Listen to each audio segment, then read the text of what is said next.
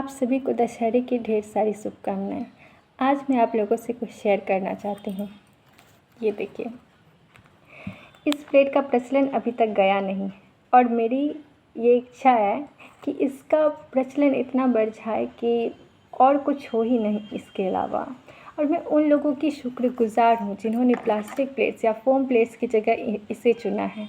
जब भी हम लोग प्लास्टिक प्लेट्स या फ़ोम प्लेट्स का प्रचलन इतना ज़्यादा बढ़ गया है, किसी भी मेले में, किसी पूजा पाठ में, किसी शादी में इतनी मात्रा में इसका प्रयोग होता है और एक एक प्लास्टिक प्लेट्स हमारी प्रकृति के लिए कितनी नुकसानदेह है ये हम नहीं जानते हैं।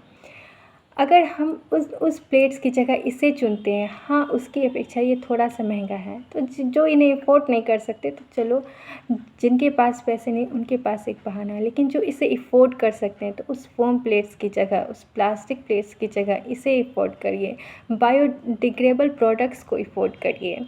इस दशहरा में हम किसकी पूजा करते हैं? प्रकृति की पूजा करते हैं माँ दुर्गा के रूप में। तो क्या हमारा कर्तव्य नहीं है कि इस प्रकृति का हम संरक्षण करें, इस प्रकृति की हम रक्षा करें?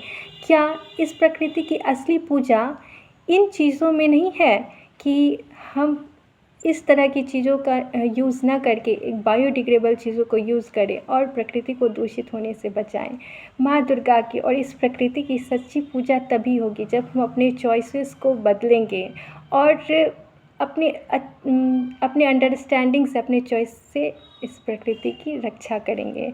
तो इस दशहरा आप भी अपने जीवन में बदलाव लाएं, क्योंकि दशहरा का उद्देश्य क्या है? इस 10 दिन का क्या उद्देश्य है? नकारात्मकता पर सकारात्मकता की विजय, बुराइयों पर अच्छाई की विजय। तो एक अच्छाई को हम अपनाएं और बुराइयों का त्याग करें और हमें खुद स्टैंड लेना पड़ेगा, क्योंकि प्रकृति को अगर नुकसान हो रहा है तो वो हम सबको नुकसान हो रहा है और हम सब की ज़िम्मेदारी है, हर एक इंसान की ज़िम्मेदारी। तो हमें खुद आगे बढ़ कर के इसके लिए स्टैंड लेना पड़ेगा और प्रकृति का संरक्षण करना पड़ेगा।